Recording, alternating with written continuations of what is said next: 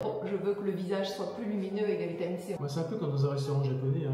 Il y a un tapis roulant avec des plats qui circulent. Tu veux de la vitamine C, tu la prends. Le tapis roulant, c'est le sang circulant, et puis toi, tu es l'organe qui est intéressé par ce plat, donc tu le prends parce que tu en as absolument besoin pour faire ce que tu as à faire. La vitamine C à haute dose va stimuler la synthèse de collagène, sujet que tu maîtrises encore mieux que moi. Nous allons voir 3 parties, les injections multivitamines, l'intérêt du bleu-méthylène, et en 3e partie, un protocole pour Lyme qui fonctionne. Je vous laisse découvrir la vidéo. Nous sommes avec le docteur Laurent Vinikoff, bienvenue à toi. Merci. Tu es neurochirurgien. Oui. Tu es là pour partager de la prévention. J'ai fait une petite enquête sur toi, tu sais. Infirmière aux environs en Andorre. Toi, tu es le seul neurochirurgien d'Andorre. Oui, absolument.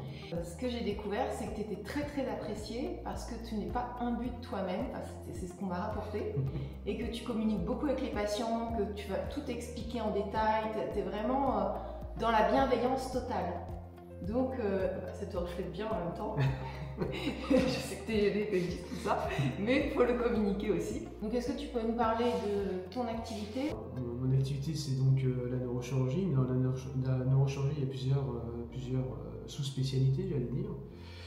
Donc moi, je m'occupe surtout de la chirurgie du rachis, donc des vertèbres, de la moelle épinière, des nerfs périphériques.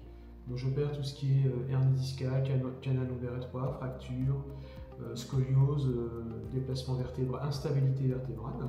Je m'occupe également de traiter les douleurs chroniques par la stimulation médulaire via des électrodes qu'on pose en péridurale pour stimuler la moelle et donc essayer de traiter, d'éliminer, de diminuer des douleurs chroniques. Et ce qui m'a mené à aborder un autre pan de la médecine, et que je croyais naïvement au début de mon activité qu'en étant chirurgien j'allais tout régler. un coup de bistouri et c'est fini, on n'en parle plus. Maintenant, non, c'est pas vraiment le cas. En fait, on règle des problèmes de manière ponctuelle, mais on ne se pose pas suffisamment la question de savoir pourquoi les patients sont dans cet état-là. Il y a beaucoup de causes à analyser, notamment dans l'histoire de ces patients. Et ensuite, c'est après, une fois qu'on a fait notre acte thérapeutique, c'est de consolider les résultats. Et en consolidant les résultats, on s'aperçoit qu'on est obligé d'aborder encore toutes les autres spécialités de la médecine, notamment la nutrition, en particulier, je dirais même, la nutrition, tout ce qui est les problèmes de métabolisme qui sont rattachés aux problèmes de nutrition, à la psychologie, même à la philosophie, même à d'autres sphères parfois plus ésotériques, mais bon. Donc quand on fait ce genre de profession, si on se cantonne à ce qu'on fait, c'est sûr qu'on n'arrive pas à répondre à tous les problèmes que posent les patients ou à tous les plaintes que les patients peuvent nous raconter. Oui, parce que toi, tu traites de manière holistique. Tu prends vraiment tout l'environnement de la personne et pas qu'une zone de son corps. Exactement, oui. C'est-à-dire que, oui, holistique, c'est un terme que j'ai découvert il y a quelques temps. Dans la pratique, si vous voulez bien faire votre travail, immanquablement, vous posez des questions sur toutes ces autres spécialités, parce que la science a fragmenté la connaissance humaine en plusieurs spécialités, c'est utile, mais maintenant, l'art d'être holistique, c'est d'avoir une vision horizontale de pathologie de santé. Et donc, cette pratique-là m'a obligé, au final, et je l'ai accepté, avec humilité, je pense, à avoir une vision plus transversale pour essayer de répondre aux problématiques des patients. Nous allons aborder les injections multivitamines. Comment tu as intégré ça dans tes programmes de réparation de la personne, finalement? Comment ça t'est venu? Parce que c'est plus pour la vitalité ou la beauté de la peau qu'on va injecter des multivitamines. Entre autres, oui. Alors, ça a commencé par la chirurgie, hein, puisque je suis chirurgien à la base. Et donc, les vitamines, l'utilisation de certaines vitamines permettent d'améliorer la cicatrisation de la peau, par exemple. Évidemment, la chirurgie, on coupe la peau, ou alors quand on traite des brûlures ou des lésions profondes, eh bien, par exemple, on peut utiliser la vitamine C à haute dose, va stimuler la synthèse de collagène, sujet que tu maîtrises encore mieux que moi. Mais voilà, c'est un cofacteur qui permet de stimuler cette synthèse ô combien utile pour la cicatrisation, parce qu'on a besoin justement de ces fibres collagènes pour refermer les plaies et pour les traiter. Donc ça a commencé comme ça. J'ai même rencontré dans mon activité à Toulouse un autre chirurgien, qui est un collègue et un ami, Dr Fayada, qui lui, par exemple, fait des pansements pour ses plaies opératoires à base de miel, parce qu'il dit que dans le miel, il y a de la propolis, et donc c'est un antiseptique Et même les constituants du miel permettent d'améliorer la cicatrisation, parce qu'il y a également des minéraux, des oligo-éléments, également des vitamines. Donc ça m'a amené à discuter avec lui. Donc on a abordé toutes ces choses-là, et c'est lui vraiment qui m'a ouvert à la vision holistique. Quand tu vois un patient qui est un peu cassé ou quoi, pareil, tu vas te poser la question, qu'est-ce qui l'a amené à être dans cet état-là? Parce que juste réparer, parfois il va de nouveau être déformé. C'est ça. Exactement. Quelqu'un qui subit son entourage, il aura tendance à se voûter. Et vous savez bien que si vous vous voûtez, vous allez augmenter la pression sur les vertèbres et en particulier sur les disques.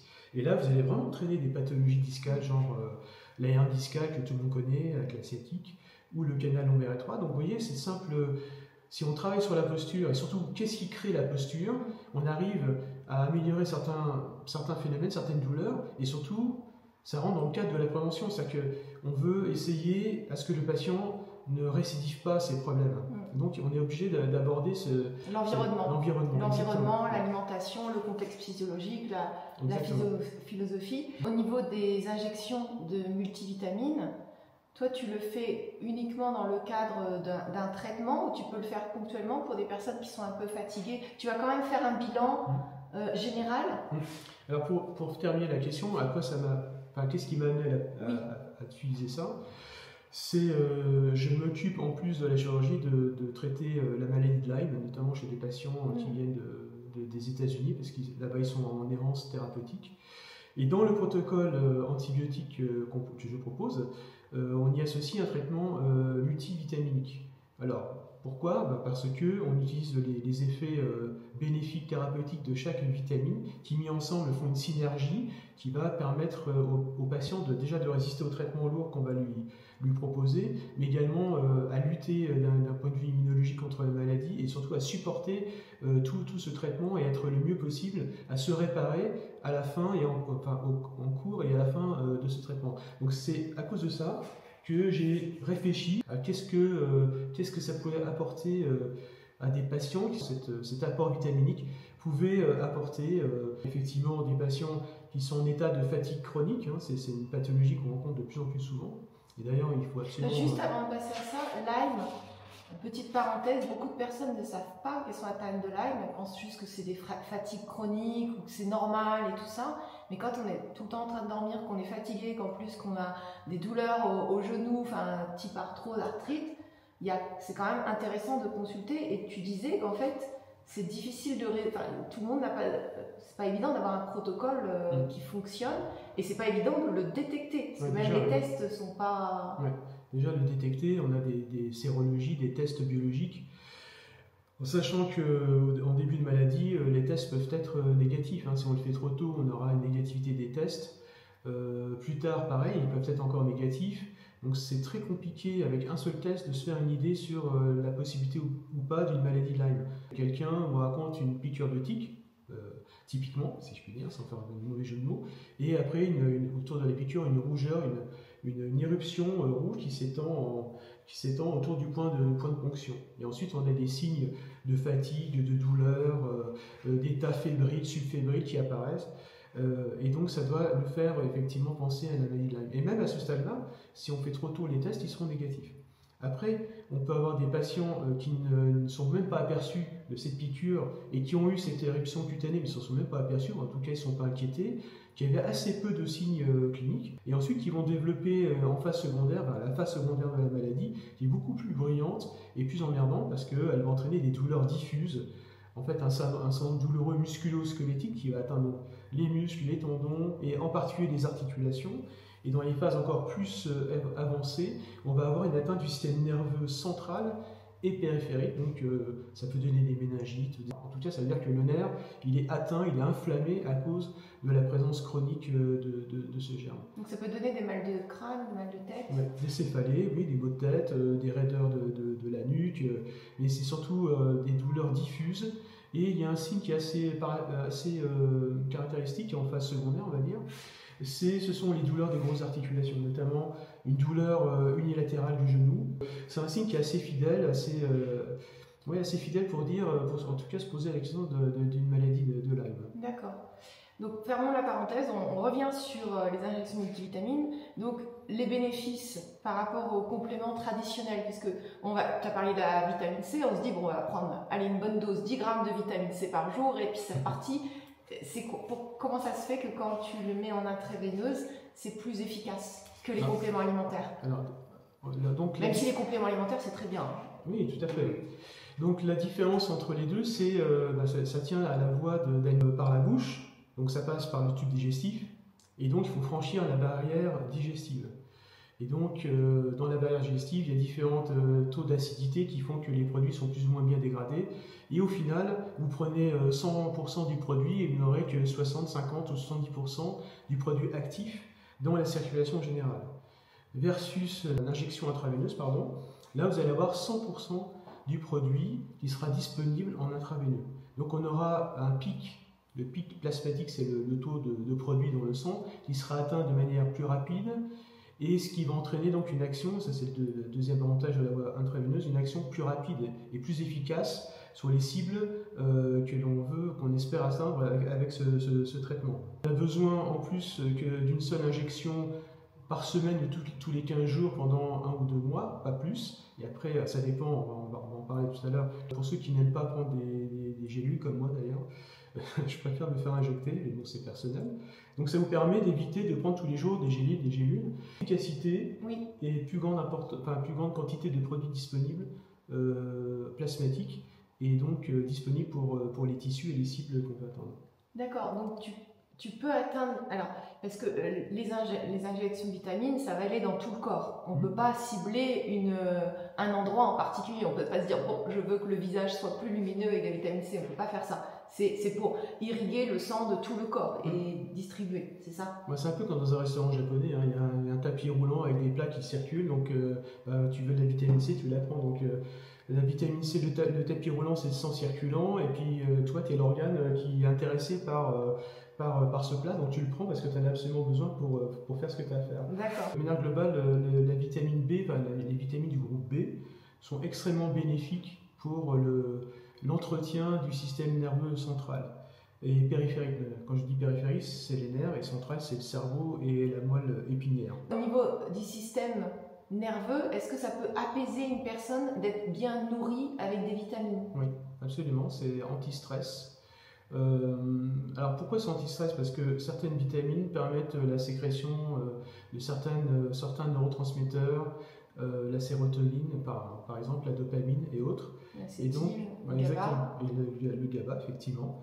Donc ça, ce sont des neurotransmetteurs extrêmement intéressants, importants pour que le cerveau fonctionne normalement et qu'il n'y ait pas de stress ou de choses comme ça. Ça, sincèrement, j'ai un test de neurotransmetteurs où souvent j'ai des personnes qui viennent le tester, et quand je regarde, et une personne qui est épuisée depuis très longtemps, c'est que la plupart des neurotransmetteurs, il y a des grosses carences, souvent depuis longtemps, et c'est vrai que quand on donne les compléments appropriés, tout de suite elle remonte en énergie, en motivation, enfin tout ce qui... Et donc j'imagine que les injections, ça doit aller encore plus vite. Ah oui, tout à fait, oui. À cause de ce qu'on appelle en pharmacologie la biodisponibilité, c'est-à-dire la quantité de produit à un moment donné dans le sang, rien qu'avec ça, on a une action qui est quand même plus efficace. Donc en fait, ça va fonctionner sur l'état d'anxiété, de stress, ça va fonctionner sur la beauté et la vitalité. Oui. Là, je ne peux pas dire l'autre mot, mais bien-être, vitalité. Donc c'est hyper puissant, hein, cet ajout de multivitamines. Oui, en plus la vitamine C, elle régule la sécrétion de cortisol. Vous savez que c'est l'hormone du stress. Quand le cortisol est très élevé, vous êtes stressé, et donc vous êtes, entre guillemets, excusez-moi l'expression, un peu à poil devant les agressions virales, bactériennes ou autres, hein, même les maladies auto-immunes. Donc la vitamine C a un taux régulier, enfin un taux bien régulé, permet justement de réguler la sécrétion de cortisol. Je vais prendre un autre exemple. Là, tu parlais du système nerveux, notamment la vitamine B12. Elle permet la synthèse, c'est un cofacteur de synthèse de la gaine de myéline. Alors, c'est quoi la gaine de myéline? Pour vous prendre un exemple, une analogie, un fil électrique. Dedans, vous avez un fil de cuivre qui est entouré par un morceau de plastique.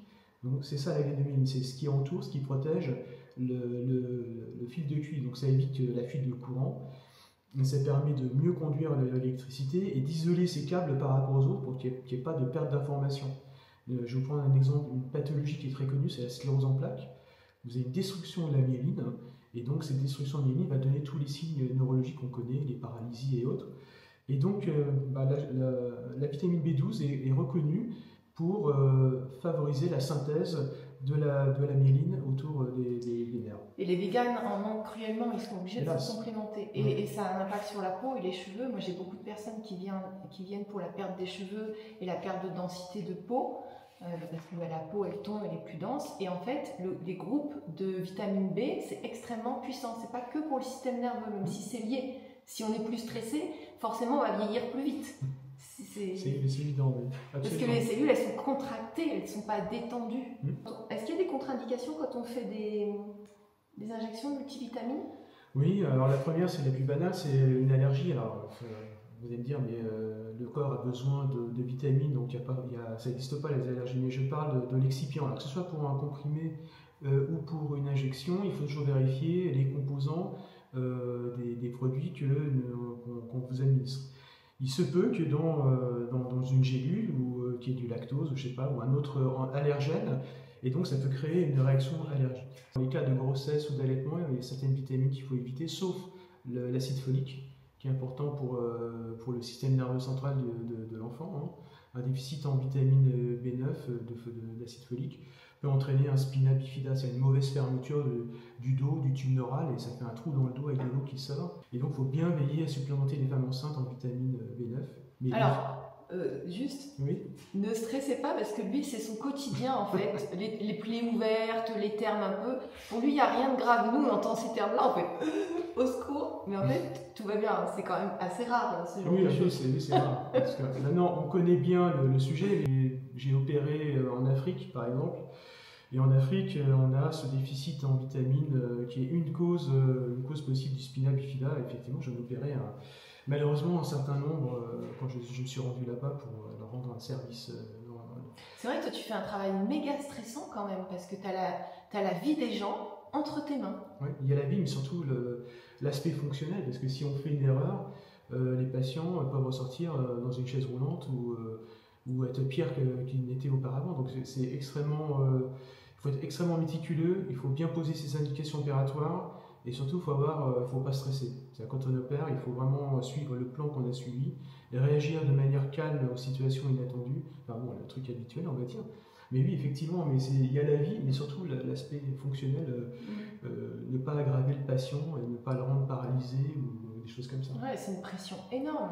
C'est sûr qu'il faut avoir un calme intérieur assez fort. Et ensuite, pour avoir les autres contre-indications, il faut avoir une fonction rénale et hépatique normale, parce qu'il faut pouvoir éliminer tous ces produits, en tout cas les métabolites de ces produits, parce que le produit, vous le donnez, après il va être métabolisé par le foie, et après il faut qu'il soit éliminé. Alors il y a plusieurs voies d'élimination, mais pour les vitamines, c'est surtout le rein qui va s'occuper d'éliminer les métabolites. Ce sont des produits hydrosolubles, donc ça va être facilement éliminé par les urines, parce que c'est un milieu liquidien. Il y a une contre-indication pour la vitamine 12, mais bon, c'est un peu anecdotique. C'est les patients qui souffrent de ce qu'on appelle une atrophie optique de Leber, mais c'est une maladie orpheline, c'est extrêmement rare, mais il faut quand même le signaler. Et puis, il faut faire attention lorsque les patients prennent de la L-Dopa, notamment les parkinsoniens, ils ont des produits qu'on appelle la L-Dopa. Alors, la vitamine B1, B6, il faut faire attention. Alors, c'est paradoxal parce que, c'est peut-être une explication, parce que la vitamine B1, B6 favorise la sécrétion de dopamine. Alors effectivement, on peut être en surdosage. Si quelqu'un prend de la L-Dopa, se retrouve avec une surproduction de dopamine, effectivement, on peut faire un surdosage. Alors, mais là, ce que tu dis pour les injections, est-ce que c'est valable pour les compléments alimentaires? Parce que ça serait bizarre. Il y a des précautions à prendre. Ça fait partie des précautions. Il faut en discuter avec le neurologue pour la supplémentation en vitamines. Parce qu'on sait que le B1, B6 augmente la dopamine, la sécrétion de dopamine. Donc on peut avoir un souci de ce côté-là chez les patients qui prennent le médicament L-Dopa. Donc ça à discuter avec le spécialiste. Ça reste quand même assez rare. C'est très rare. À part ceux qui sont des allergènes, aux produits laitiers, des trucs comme ça. Ouais. Mais en fait, c'est valable aussi pour tous les compléments alimentaires. Donc là, tu nous dis tout ça d'une manière sérieuse, mais ça pourrait refroidir. mais non, mais c'est normal, c'est ton rôle. Fait, oui. Mais c'est quand même assez rare. Quoi. Ouais, c'est rare. Mais vous savez, quand on donne un médicament, quel qu'il soit, alors que ce soit un médicament ou un complément alimentaire ou un supplément, mais c'est ça une supplémentation, sur la boîte, dans la notice, Enfin, surtout ma femme qui regarde. Mais ta femme aime bien tous les produits naturels, donc Voilà, elle n'aime pas les trucs bizarres dedans, donc elle regarde. Mais voilà, il y a la liste des possibles allergènes, donc il faut regarder. Et puis si vous voyez un produit auquel vous êtes allergique, bah, évidemment, il faut éviter de le prendre. Bah oui, c'est logique. Tu voulais ajouter quelque chose? Non, c'est... Super. Une question qui m'a été posée, est-ce que c'est possible de se faire soi-même les injections? Moi, je m'y risquerais pas, mais bon, je pose la question quand même. Bah, non, c'est pas possible pour deux raisons. La première, c'est que pour se faire une injection, bah, il faut se mettre déjà une voie veineuse en place. Donc, je vous défie de mettre une voie veineuse tout seul, alors, sauf les gens qui se droguent. Mais les gens qui se font des injections intraveineuses, ils prennent une aiguille, une seringue, ils se piquent et ils font une injection, Voilà, il faut un one-shot. Mais là, on a besoin d'une perfusion. Donc, une perfusion, ça veut dire qu'il faut un matériel spécial pour perfusion. Donc, il y a une aiguille spéciale pour ça. Il faut une tubulure, il faut une bouteille, il faut préparer les bouteilles. Donc tout ça, ce sont des actes techniques qui nécessitent une expertise, notamment une infirmière. Une infirmière, elle est habilitée à le faire parce qu'elle sait ce qu'il faut faire et elle connaît tous les gestes adéquats pour ce type de préparation. Et la deuxième chose, c'est que ce sont des médicaments qui sont prescrits par un médecin et c'est au médecin de superviser Comment ça, ce ce traitement. sont des médicaments? Ce sont des médicaments. Les vitamines, ce sont des médicaments? Oui, c'est considéré qu'à partir du moment où c'est comment dirais-je, conditionné sous forme d'ampoules, d'injections, etc., ça appartient au monde, entre guillemets, des médicaments. Est-ce que c'est tout sur les multivitamines? Voilà, c'est pas mal de choses, à moins que tu aies d'autres questions à ce sujet. C'est surtout pour partager que ça existait. Toi, tu es plutôt dans la prévention, montrer qu'il y a des choses qui existent. Et si potentiellement, dans ton discours, il y a des gens qui sont interpellés, ils peuvent faire un test avec toi ou un bilan. Quand est-ce qu'on fait des injections de multivitamines? Est-ce que tout le monde peut le faire? Je sais que toi et ta femme, vous le faites. Voilà, on le fait. Alors, c'est pas obligatoire de le faire, on le fait parce que... Alors, pourquoi on le fait, justement? Je ne le ferai pas chez les personnes en bonne santé qui se plaignent de rien, ils sont heureux, il n'y a pas de souci, tout va bien, donc je ne vois pas trop l'intérêt de leur proposer un traitement vitaminique, quoique. Mais pour les indications, on va le proposer chez les patients qui sont en situation, un certain nombre de fatigue chronique, après avoir éliminé la possibilité d'un cancer, d'une maladie de Lyme, une infection chronique, bactérienne ou autre. C'est pour ça qu'il faut voir un médecin pour qu'il pose les bonnes questions, qu'il fasse ses examens et qu'il voit s'il n'y a pas quelque chose qui peut expliquer ce syndrome de fatigue chronique. L'autre indication, c'est lorsque vous êtes en état de stress. Vous avez du mal à gérer votre stress dans votre vie professionnelle, eh bien, les injections de vitamines peuvent vous aider à vous calmer du fait de l'action des vitamines sur les neurotransmetteurs et de vous aider donc à gérer le stress et à prendre de meilleures décisions dans votre vie professionnelle mais même personnelle. C'est indiqué chez les sportifs qui veulent récupérer après un effort ou se préparer à un effort. Donc il y a un protocole très spécifique pour pas que ça tombe sous le coup du dopage, hein. Donc il y a des règles très précises à suivre. Mais également on peut l'utiliser en préventif pour les infections virales, et Dieu sait que là c'est la période favorite des virus pour vous donner des syndromes grippaux. Donc vous pouvez faire une injection régulière en intraveineux de ces vitamines dont on a parlé. Régulière? Régulière, donc en général... C'est tous les combien? Tous les 15 jours? Ouais, c'est ça, c'est une fois tous les 15 jours, pendant 2 ou 3 mois, pendant la période où on est susceptible d'attraper une virose. Et puis, j'ajouterai à cela le traitement curatif. Si vous avez une infection virale, vous commencez une infection virale, vous commencez à avoir mal à la gorge, le nez qui coule, eh bien, ne tardez pas, vous faites une injection de vitamines 2 fois dans la semaine, et je vous garantis que ça ralentit, voire même ça stoppe rapidement l'affection virale. Moi, je ne peux pas me permettre de tomber malade toutes les 5 minutes, parce que voilà, je suis seul neurochirurgien ici. Tu es le seul en Andorre. Voilà, donc, bon, même par confort, personne n'a envie de tomber malade, bien sûr. Donc, je me fais moi-même ce protocole de vitamines, je le fais à moi-même, voire même à ma femme, hein, comme tu en parlais tout à l'heure. Et je peux vous garantir que l'action est assez remarquable. Hein. Franchement, oui, ta femme en a parlé, elle m'a dit que ça lui avait changé des choses quand même. Ouais. Bah, sur la tonicité, sur l'énergie, sur la qualité de la peau, sur la perte des cheveux, etc. Ça a beaucoup d'effets, en tout cas, jugés positifs. Ouais, super. On en parlera après, ceux qui veulent venir te voir. Parce que... Avec plaisir. Bon, il y a plein de choses à faire en Andorre. Hein. Il y a des cliniques bien-être, tout ça, naturel. Il y a l'Okaku, il y a plein de trucs. La deuxième partie, c'est le bleu méthylène. Une d'entre vous qui m'a dit qu'il faut absolument que tu fasses une conférence sur le bleu méthylène. Quand je t'en ai parlé, toi, tu es quand même aussi spécialisé là-dessus. Le bleu méthylène, est-ce que tu peux nous dire un petit peu l'historique rapidement? Rapidement. Ben oui, parce que t'as pas de chance parce que j'adore l'histoire. Très rapidement. Alors le bleu méthylène, comment ça a été découvert? Ça a été découvert par un Allemand, Heinrich Caro, en association avec la société Bayer, à l'époque, une société suisse. Et donc ça a été trouvé pour essayer de contourner l'embargo que les Anglais avaient fait sur l'indigo. Alors à quoi sert l'indigo? Ça sert en fait à teindre les vêtements en bleu. Et donc il n'y avait que les Anglais qui avaient ce pigment pour teindre les vêtements en bleu. Donc les Allemands ont cherché, ils ont trouvé une autre façon de créer ce pigment en créant le bleu méthylène. Donc grâce au bleu méthylène, ils ont pu teindre les vêtements, enfin tous les textiles en bleu, sans passer par la case Angleterre, parce que les produits étaient extrêmement chers.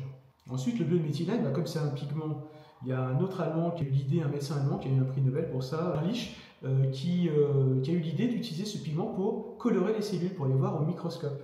Et c'est comme ça qu'il a pu voir que dans les cellules, il y avait des noyaux et puis d'autres organismes intracellulaires. Et puis de fil en aiguille, en colorant les cellules, il a eu l'idée de colorer des globules rouges, ce qui n'est pas facile parce qu'ils sont déjà rouges, avec ce bleu méthylène, des globules qui étaient infectés par le paludisme. Et donc il s'est aperçu que le paludisme était tué par l'introduction du bleu méthylène dans la cellule, sans que la cellule soit affectée dans son fonctionnement. Donc ça, c'était un énorme pas. Et donc de fil en aiguille, si ça tue le palu, ça peut peut-être tuer d'autres germes. Et donc on l'a utilisé en application locale dans le cadre des angines. Et puis d'autres chimistes se sont intéressés à cette molécule pour développer d'autres antibiotiques, notamment les sulfamides. Ils ont créé des diurétiques. Et donc, vous voyez, de fil en aiguille, à partir de cette simple molécule, ils ont pu synthétiser d'autres médicaments intéressants. Qu'est-ce qu'on peut attendre comme résultat du bleu méthylène? Alors, le bleu méthylène, l'intérêt majeur qu'il a, c'est de réguler le fonctionnement des mitochondries. Alors, les mitochondries, c'est un organisme intracellulaire qu'on trouve à l'intérieur de la cellule, et c'est la chaudière de la maison. Donc, sans la chaudière, il n'y a pas d'énergie, et donc la cellule ne peut pas fonctionner. Donc le bleu méthylène, alors quelle est la relation entre le bleu méthylène et la mitochondrie? Alors d'abord, on va expliquer comment fonctionne très brièvement. Donc la mitochondrie, ça transforme de glucose en énergie, en eau et en CO2. Voilà. Et quand elle ne fonctionne pas bien, cette mitochondrie, vous allez avoir un dysfonctionnement de la chaudière. Donc la chaudière va avoir un rendement qui est médiocre, et vous allez avoir de la fermentation à l'intérieur de la cellule, et surtout qui est due en fait à un excès d'électrons. En fait, la mitochondrie, c'est une machine qui fabrique de l'énergie, mais en gérant la circulation des électrons. C'est ces petits trucs qui tournent autour des atomes. Donc les électrons, c'est très important, c'est ce qui gère l'énergie, ce qui crée l'énergie de cette cellule. Donc le bleu méthylène va avoir cette propriété de réguler ou absorber plutôt un excès d'électrons lorsqu'il y a un dysfonctionnement de la mitochondrie. Et donc ça va éviter trop d'électrons et surtout la fermentation de la cellule, et qui peut entraîner des dommages irréparables et des maladies neurodégénératives, des maladies, voire même le cancer ou des choses comme ça. Donc il est très important que cette mitochondrie trouve un moyen, si elle a trop d'électrons, si elle est trop débordée, de trouver une espèce de résistance dans un circuit électrique pour essayer d'absorber ces électrons et les répartir de manière équitable au sein de la mitochondrie pour que de nouveau, la fabrication d'énergie se fasse correctement et que la cellule puisse vivre normalement et qu'elle ne parte pas dans un cycle d'apoptose, c'est-à-dire de mort cellulaire prématurée.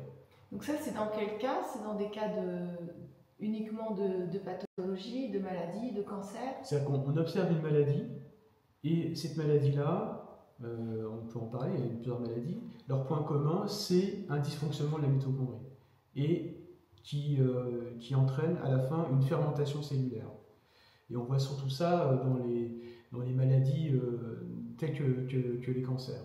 Les cancers, maintenant, on estime que c'est plus une maladie métabolique qu'un problème génétique.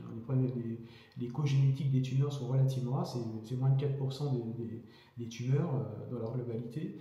Et donc c'est plus un problème de fermentation qui est centré, qui est dû à un dysfonctionnement de la mitochondrie. Donc le corps, il somatise pour peu importe ce qui s'est passé dans la vie de la personne, mais du coup ça a une action sur le corps qui somatise, et l'alimentation trop sucrée va multiplier tout ça, quoi. Oui, exactement. Oui. Oui, le glucose, lorsqu'il n'est pas bien utilisé, il va rentrer dans un cycle de fermentation.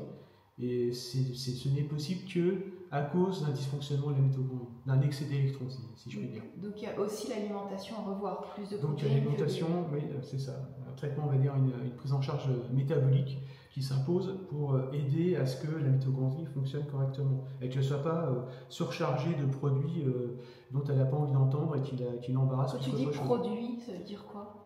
Bah, je parle du glucose. L'excès de glucose, bah, il faut bien l'absorber, donc ça va augmenter la sécrétion d'insuline, ça va augmenter la résistance des cellules à la pénétration du glucose via l'insuline. Donc ça a posé toute une cascade métabolique et de problèmes qui fait qu'à la fin, c'est la mitochondrie qui va tout prendre. En tout cas, qu'elle ne pourra pas tout prendre en charge et qui va se mettre en surchauffe et dysfonctionner et ensuite créer une fermentation intracellulaire. Donc c'est pour ça qu'on dit aux personnes qui ont le cancer d'avoir un régime cétogène, donc pas de sucre et plus de protéines. Alors, voilà, ça dépend un peu comment ils sont, dans quel état ils sont. S'ils sont très amaigris, on ne va pas leur donner un régime cétonique. Par contre, s'ils n'ont pas de perte de poids, oui, effectivement, c'est un intérêt particulier en plus des traitements qu'on donne de chimiothérapie et autres. Donc il faut bien déterminer le régime en fonction du poids et de l'état général de la personne. C'est sûr que quelqu'un qui est en cachexie, lui mettre à un minimum de glucose, ça va être plus problématique. Donc voilà, il faut vraiment s'adapter au cas par cas. Est-ce qu'il y a des effets secondaires? Oui, comme tout médicament, n'importe quelle substance que vous prenez peut entraîner un effet secondaire. Alors, le premier, c'est le plus banal, j'ai déjà dit pour l'autre, pour les vitamines, c'est l'allergie. Ça peut donner également les urines bleues, parce que c'est du méthylène, mais ça, il faut vraiment prendre des grosses doses. Ça peut irriter la vessie. Alors l'irritation de la vessie, ça donne une envie d'aller aux toilettes fréquemment. C'est pas fréquent, tout ce que je dis, ce sont des effets secondaires possibles, mais rares. Également, ça peut donner des maux de tête, aussi des troubles à type d'apathie. Par exemple, les personnes qui souffrent de certains troubles psychiatriques, ça peut aggraver certains troubles. Donc il faut faire attention. C'est pour ça que c'est une prescription médicale et le médecin est là pour interroger les gens, les examiner et voir s'il n'y a pas de contre-indication à utiliser ce traitement. Alors, ça peut également entraîner une augmentation de la pression artérielle, une augmentation de la fréquence cardiaque. Et surtout, il ne faut pas le prendre en association avec certains médicaments, notamment tous les médicaments qui inhibent la recapture de la sérotonine. Donc si vous inhibez la recapture de la sérotonine dans les fentes synaptiques, là où se situent s'échangent les neurotransmetteurs, vous allez augmenter la quantité de sérotonine et ça peut donner donc, des troubles, voilà, le syndrome, alors c'est pas facile à dire, sérotoninergique.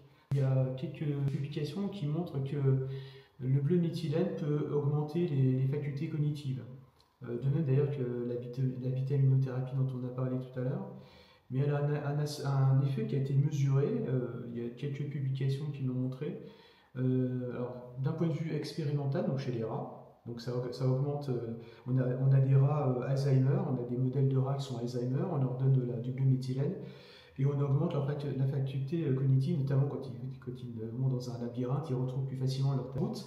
Et également, c'était testé chez des patients souffrant de cette pathologie, avec une amélioration notable de leur fonction cognitive. Il y avait des résultats extrêmement intéressants dans ce domaine et je tenais vraiment à le souligner. Et pour les personnes qui ont Alzheimer, alors toi tu les prends en charge? Oui, je prends quelques patients en charge qui ont cette pathologie. Je me mets en relation avec leur neurologue pour dire qu'on va discuter d'injecter du bleu méthylène. Et donc en accord avec le patient et le neurologue, le spécialiste qui lui prend en charge, eh bien, on procède à une injection régulière de bleu méthylène et après on observe les effets. Quels sont les résultats? Par exemple, une personne qui est en début ou en milieu déjà, qu'est-ce qu'on peut espérer comme résultat? L'amélioration de la mémoire, parce que c'est en fait leur principal problème. C'est la mémoire qui défaille et ils ont surtout ils ont un symptôme qui est particulier, c'est la désorientation temporo-spatiale. C'est-à-dire qu'ils ne savent pas où ils sont, quel jour ils sont perdus, ils sont dans la rue, ça pue où ils habitent et tout. Donc ça c'est extrêmement angoissant, parce que le patient s'en aperçoit, il voit qu'il y a un problème, il est perdu. Voilà. Donc le bleu méthylène en injectable, ça peut améliorer ces symptômes. Je précise bien que le bleu méthylène ne guérit pas de la maladie d'Alzheimer. Ça permet d'améliorer certains symptômes. Et c'est pareil dans le domaine de la cancérologie, c'est le Dr Laurent Schwartz qui a fait un excellent livre à ce sujet.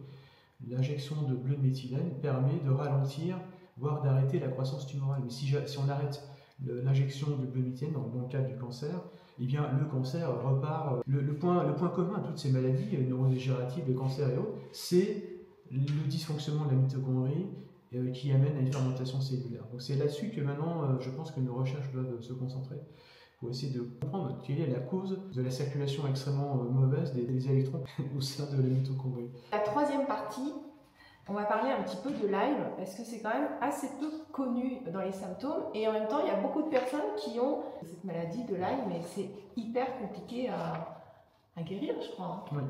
Et toi, tu as mis un protocole au point. Oui, c'est ça. En fait, dans la maladie de Lyme, il y a plusieurs stades. Il y a le stade de la primo-infection, on se fait piquer par la tique. Il y a la réaction cutanée. Alors, le traitement antibiotique n'est pas systématique, c'est quand on commence à avoir des signes, on fait un traitement précoce, et là, on a de bonnes chances de guérir de cette maladie. Il faut quand même le souligner. Non, le problème, c'est pour les stades secondaires ou tertiaires, où on a des signes généraux, et dans les phases tertiaires, des signes généraux, j'entends par là des douleurs diffuses, des douleurs articulaires et autres. Et après, la phase tertiaire, on a des signes neurologiques, avec une irritation des méninges, une atteinte des nerfs périphériques et autres, des grosses articulations. Donc c'est ces deux stades-là, le deuxième et le troisième stade, qui posent problème et dont je m'occupe, et apparemment dont personne ne va vraiment s'occuper dans certains pays en Europe et dans le monde. Et donc oui, effectivement, on a mis au point un protocole qui permet de prendre en charge ce type de malade. Et ce protocole repose sur une antibiothérapie que tout le monde connaît, mais l'originalité, c'est justement d'y associer un traitement par polyvitamine, comme je l'ai dit, par bleumethylène. Alors le bleumethylène, il va avoir plusieurs actions antioxydantes, mais également il va permettre de lutter contre le biofilm. Alors qu'est-ce que c'est que le biofilm? C'est les bactéries ont la capacité de fabriquer une espèce de glu autour d'eux, ce qui va limiter la pénétration des antibiotiques. Et le bleumethylène va avoir la capacité de dissoudre, de déliter ce film et de permettre aux antibiotiques d'attaquer, de tuer cette bactérie. Et donc le bleumethylène, on l'associe également au glutathion, qui est un autre antioxydant et qui est très utile pour lutter contre ce type d'infection. Et dans ce protocole, on a une originalité, c'est qu'on va faire baisser le taux de glycémie par injection d'insuline. On sait par exemple en cancérologie que pour améliorer le traitement d'une chimiothérapie, certaines équipes injectent de l'insuline. Donc l'insuline, c'est une hormone qui va faire baisser le taux de sucre dans le sang. Et ça va avoir pour effet non seulement de baisser le taux de sucre, mais c'est pas ça trop qui nous intéresse, c'est surtout de rendre très poreuses les cellules. Pourquoi? Alors toutes les cellules de l'organisme, et certaines cellules en particulier. Pourquoi? Parce que le Lyme est une bactérie intracellulaire. C'est-à-dire que quand elle infecte, elle se loge dans une cellule, elle se planque à l'intérieur, voilà, et c'est comme ça qu'elle peut survivre. Donc nous, ce qu'on veut, c'est que on veut utiliser des antibiotiques, des produits qui pénètrent facilement à l'intérieur de ces cellules, donc on a des propriétés chimiques, pharmacologiques qui le permettent, mais pour optimiser cette propriété, on va rendre poreuse, les parois cellulaires vont s'écarter, vont faire des trous à l'intérieur, et par porosité, l'antibiotique va pénétrer à l'intérieur de la cellule pour tuer la bactérie. Waouh! Tu es un des seuls à faire ça ou il y en a d'autres? Non, il y en a d'autres. Ici, on est les seuls. Il y a une autre équipe qui fait ça en Allemagne, à Rheinfelden. C'est à la frontière entre la Suisse et l'Allemagne, où je suis allé d'ailleurs. J'ai rencontré un collègue allemand qui est très très bien là-bas. Et donc, on a au moins 2 équipes à faire ça. D'accord. Que 2? Pas beaucoup. À ma connaissance. Okay. Alors, le Lyme, il faut d'abord avoir une vision de comment fonctionne le Lyme. On l'attrape comment? Par une tique, je l'ai dit, une piqûre de tique. Ensuite, le germe va diffuser dans le système lymphatique et sanguin. Et ensuite, il va se planquer, comme je l'ai dit, dans les cellules. C'est un germe intracellulaire, donc il prospère à l'intérieur des cellules. Et ce germe, il a plus d'un tour dans son sac, croyez-moi. C'est un sacré lascar, car non seulement il est dans les cellules, mais il est capable de fabriquer un biofilm, on l'a dit. Et là, récemment, on se pose la question de savoir s'il n'est pas capable de s'intégrer dans le génome de cellules hôtes. C'est-à-dire qu'il... Ça veut dire quoi ça? Il prend de l'ADN, son ADN peut s'intégrer dans le génome de la cellule et se cacher dedans. D'accord. Dans l'ADN de la cellule. Oui, cellule, mais le génome, c'est quoi? L'ADN. Ah, l'ADN. Donc l'ADN peut être transformé. Oui, l'ADN peut être parasité par l'ADN de la bactérie. Ah waouh! Et donc ça veut dire que est-ce que ça peut se transmettre d'une personne à une autre ou pas? Bonne question, j'en sais rien. C'est une bonne question que tu poses là. Mais, normalement oui. Non, dans certaines, pas forcément, parce que si ça infecte certaines cellules et pas d'autres, c'est limité à ce type de cellules. Mais ça peut affecter des cellules, se transmettre d'une personne à une autre sur le même type de cellules? Non, je ne pense pas. Non, non, c'est les cellules endothéliales donc qui recouvrent certaines parois, certaines parois de vaisseaux et autres.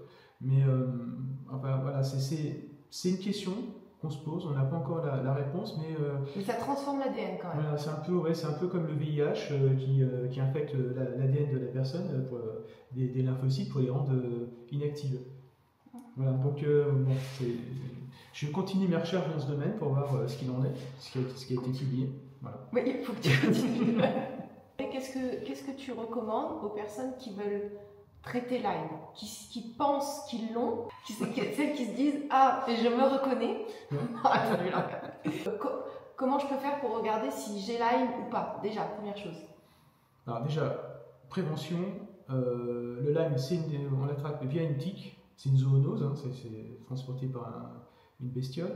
Donc premièrement, quand vous sortez en forêt, il faut sortir couvert, bottes, se couvrir les bras, la nuque, etc. Et ensuite, une fois qu'on a fait une promenade en forêt dans les hautes herbes, il faut toujours vérifier si on n'a pas une tique sur soi et la retirer de manière soigneuse et pas arracher, pas tirer dessus parce que la tête va rester et ça va continuer l'infection. Donc ça c'est la prévention. Maintenant, pour répondre à tes questions, si j'ai l'impression d'avoir un Lyme, il faut aller consulter son médecin traitant, lui exposer, voilà, je ne me sens pas bien, je suis fatigué, j'ai des douleurs diffuses, je ne comprends pas, j'ai un genou qui fait mal. Donc le médecin normalement il va poser un certain nombre d'hypothèses diagnostiques. Si vous lui évoquez le Lyme, c'est ce qu'il faut faire, hein, il faut l'évoquer, il faut y penser. Et donc il faudra faire des examens biologiques. Ce que j'entends par là, ce sont des prises de sang, des tests qui vont rechercher si vous avez fabriqué des anticorps contre cette bestiole, hein, ce qu'on appelle les IgM, les IgG, etc. Ce sont des immunoglobulines, donc des anticorps. Et on va déjà rechercher s'ils sont positifs et lesquels. Ensuite, il y a d'autres tests qui recherchent les protéines spécifiques aux germes, parce que les bactéries, elles ont une paroi cellulaire, mais elles ont aussi des protéines de surface, et on peut les détecter avec d'autres tests biologiques. Mais également, on peut également rechercher de l'ADN par la PCR, l'ADN de la bactérie par immunofluorescence, ou alors faire des prélèvements de tissus et injecter des immunoglobulines avec une molécule qui est fluorescente pour voir si ça se fixe dans certaines parties de ces tissus, qui va nous indiquer la présence ou pas du germe dans ces tissus. Donc vous voyez, il y a une série de prélèvements de tissus. C'est comment? Un prélèvement, c'est peut-être une biopsie, ou un ganglion de grosseur, vous avez, vous pouvez prendre un ganglion, le mettre en découpe. Ah ouais, d'accord, voilà. Donc c'est pas juste un morceau de peau. Non. Lorsqu'on suspecte un Lyme, il faut rechercher d'autres co-infections. Parce que je vous ai dit que le Lyme, il y avait plus d'un tour dans son sac, j'ai oublié de vous citer celui-là. Il est capable de se servir de d'autres germes, la présence d'autres germes, notamment la Babesia, la Bartonella, donc c'est la maladie du bœuf de chat, et la Babesia c'est encore une autre saleté transmise par les tiques ou les mouches, certaines mouches dans certains pays. Et donc ce sont pareil des germes intracellulaires, et le Lyme peut se servir d'eux pour se planquer à l'intérieur et voyager comme ça dans l'organisme. Donc quand on pense à un Lyme, il ne faut pas oublier de chercher Babesia, Bartonella. Il faut également chercher du mycoplasme, enfin d'autres germes, parce que lorsqu'on fait un test, une sérologie, ça peut être positif, hein, c'est ce qu'on cherche, mais on peut avoir ce qu'on appelle des faux positifs, et ces faux positifs peut être le reflet d'une infection à mycoplasme, c'est un germe qu'on s'attrape par les poumons. Ça peut être positivé par l'Epstein-Barr virus, par d'autres infections virales, et donc il faut rechercher tout ça. Donc quand on suspecte un Lyme, on cherche Lyme, Babesia, Bartonella, le VIH, l'Epstein-Barr, le Zoster-virus, donc l'herpès, tous les herpès il faut les chercher, qui peuvent donner également des tests positifs. Donc oui, c'est une maladie qui est extrêmement complexe, et qu'on peut traiter de manière efficace. Donc comment ça se passe? Il faut que les gens ils viennent sur place? Combien de temps pour faire ce traitement? Ils doivent être chez eux? Ils doivent être avec toi? Comment ça se passe? Alors, il faut absolument qu'il y ait une surveillance médicale, parce qu'on peut avoir des effets secondaires à ces traitements antibiotiques, notamment des diarrhées. Évidemment, quand vous donnez des antibiotiques, vous allez perturber la flore intestinale, vous allez rendre la paroi intestinale plus poreuse, donc susceptible d'attraper d'autres inconvénients. Donc il faut que nous soyons là pour surveiller la phase de traitement. Et la durée du traitement, tu m'as demandé, oui, ça dure entre 4 et 6 semaines, en intraveineux. Ah, en intraveineux. Et donc tu donnes quelque chose pour refaire la flore intestinale? Oui, on donne des probiotiques. On fait une étude d'abord du microbiote avant pour voir où il en est. Et ensuite on donne des probiotiques. On a parlé de traitement, enfin de prise en charge holistique. On est une équipe de praticiens, donc il y a moi bien sûr, il y a un psychologue, nous avons un rééducateur et un nutritionniste qui s'occupe d'analyser le microbiote et de voir si, d'adapter le régime pour qu'il soit qu'il soit anti-inflammatoire pour le patient. Oui, c'est un travail d'équipe et qui nécessite une discussion, un échange d'informations entre tous. Et ça permet de prendre au mieux en charge le patient. Ouais, donc de manière complètement naturelle, sans aucun médicament, c'est impossible de choper Lyme. Ouais, de le traiter. Après, on peut ensuite, en post-traitement, on peut peut-être absorber des huiles essentielles comme de l'arbre à thé, mais bon, pareil, il ne faut pas non plus en prendre des quantités, il faut faire très attention. C'est une des rares huiles essentielles qu'on peut absorber. Après, on peut donner des traitements. Il y a encore un autre traitement antibiotique qu'on est en train de tester, qu'on appelle le Dapsone, mais qui n'est pas disponible en France. C'est uniquement les Américains et nous qui l'avons. C'est un traitement qui est en deuxième ligne, ce qu'on appelle les lignes, c'est différentes lignes de traitement pour ne pas épuiser. En fait, il faut prendre la première ligne qui est la ligne la plus classique pour éviter les résistances antibiotiques, et ensuite passer à la seconde ligne si on a une résistance. Et c'est à ce moment-là qu'on sort le Dapsone, c'est un antibiotique. Mais malheureusement, cet antibiotique n'est pas utilisé en France, n'est pas proposé en France, mais nous on l'a. Aux États-Unis, ils l'ont aussi, c'est le docteur Horowitz qui a mis au point ce protocole. Pour ceux qui ont Lyme, c'est tellement compliqué d'être fatigué chroniquement et de rien faire et d'être démotivé. Pour vivre avec les autres, c'est pas évident non plus pour avoir un travail. En fait, c'est une maladie qui donne plein d'autres fausses maladies. J'allais dire des maladies psychiatriques, la dépression, des maladies neurologiques. Allez, vous avez une polynévrite, mais la polynévrite, c'est une inflammation des nerfs périphériques. C'est une conséquence de Lyme. C'est une conséquence de Lyme. Donc il y a plein de trucs qu'on a, et en fait on ne sait pas qu'il y a une grosse pelote de laine au-dessus, quoi. Exactement. Le syndrome de fatigue chronique, on en a parlé, je crois. Oui. Le syndrome de fatigue chronique, pareil, mais c'est la cause, c'est le Lyme. C'est une des causes possibles, il faut y penser. Merci beaucoup Laurent. Je t'en prie. Très très instructif. Si vous voulez contacter Laurent, je vais mettre son mail juste en dessous. Ils peuvent échanger avec toi pour te poser des questions. Ouais, tu voulais rajouter quelque chose pour le mot de la fin? Non, je voudrais te remercier pour ton invitation et je suis aussi à la disposition de nos spectateurs pour plus amples renseignements. Si vous partagez les mêmes envies d'avoir plus de positif dans votre vie et de rayonner encore plus votre beauté, vous pouvez me suivre et vous abonner à la chaîne pour voir les prochaines vidéos. La prochaine vidéo sera sur la mise à la terre qui est très très intéressant. J'ai testé, j'ai vraiment été bluffée et je pense que c'est important de se décharger des ondes électromagnétiques. Je vous embrasse fort et je vous souhaite plein de belles choses.